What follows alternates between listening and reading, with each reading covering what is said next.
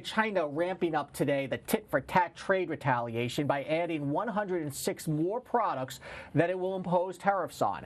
China's focusing on manufacturing products like cars, for example, luxury brands like Cadillac, and chemicals. Trade officials say they aim to impose a 25% tariff, which comes to about $50 billion a year. Now, also on the list, soybeans. China imports more than $1 billion in soybeans a year.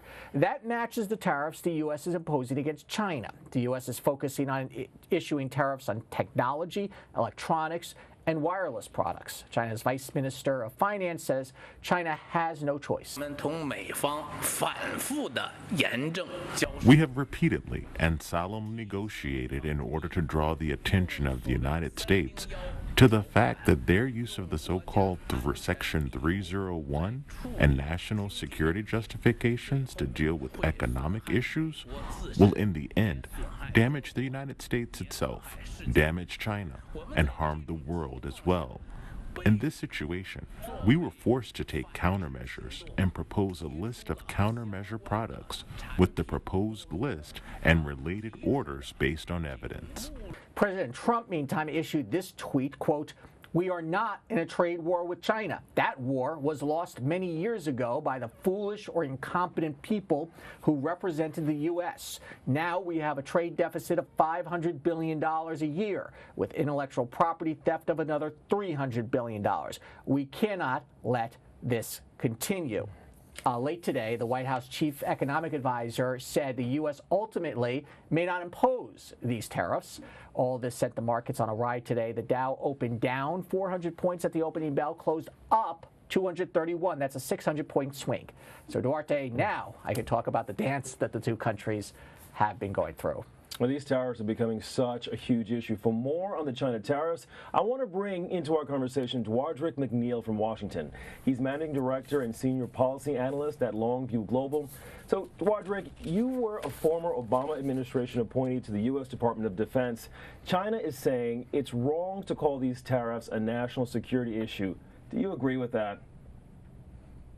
Well, I think we have to separate the 232 decision from the 301 decision. For the 301 decision, which is the most recent announcement, the administration has made clear that this is an effort to try to prevent the Chinese from requiring that technology be transferred and data be stored in China as a condition for access to the market. So I don't think that 301 is necessarily about national security. 232, on the other hand, the steel and aluminum tariffs were very much a issue of national security, according to the Trump administration, and they applied what is considered to be a GATT provision, Article 21 of GATT, which allows for nation states to claim a national security issue with respect to leveling tariffs on certain products. So it's important, I think, as we throw all of these new domestic trade remedies around, to separate 232 from the 301 tariffs. So, you know, we're getting a little bit of whiplash, certainly in the markets, and trying to figure out what the trade policy is, because White House economic advisor Larry Kudlow says these tariffs may not go into effect. He made those comments while walking with reporters today. So is this all boiling down to a negotiating strategy at this point? It's possible, but look, I take the president at his word that these tariffs, if there are no concessions made by the Chinese, will go into effect within the next 45 days or so. But to Larry Kudlow's point, there is an opportunity here. There is an off-ramp that within the next 45 days, both China and the U.S. could pursue. So these are not yet tariffs. These are recommendations from the U.S. Trade Representative Office, and if we can find a way to bring this situation to some sort of a negotiated settlement, then I think Mr. Kudlow is correct. However, I don't see where they're able to reach an accommodation this quickly. We've been discussing these issues with the Chinese since 2001 for some of these issues, since they joined the World Trade Organization. And the Chinese have managed to do just enough to prevent any sort of action from happening. But the Trump administration has decided that it's time out for talking, and they want to see some serious action to address some of the concerns that they have. particularly with respect to transfer of technology, state-owned enterprise assistance from Chinese banks, and then the most important thing is market protection for Chinese companies at the expense of foreign companies looking to access the Chinese market. So there's a possibility here for a negotiated settlement, but I suspect we're likely to see these tariffs go into effect in 45 days.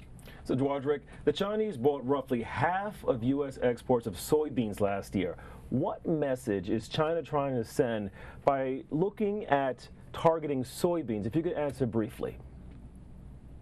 Well, this is a direct effort by the Chinese to exact a political cost to President Trump. There's no question that they see the agricultural belt as synonymous with Trump country, and their hope is that they send a message to Trump that they have studied where this could have a political impact on him and his administration, and they're prepared to apply that pressure. Well, very specific, focused pressure. Thank you very much. Dewardric McNeal, Senior Managing Director and Senior Policy Analyst at Longview Global. Thank you. Thank you.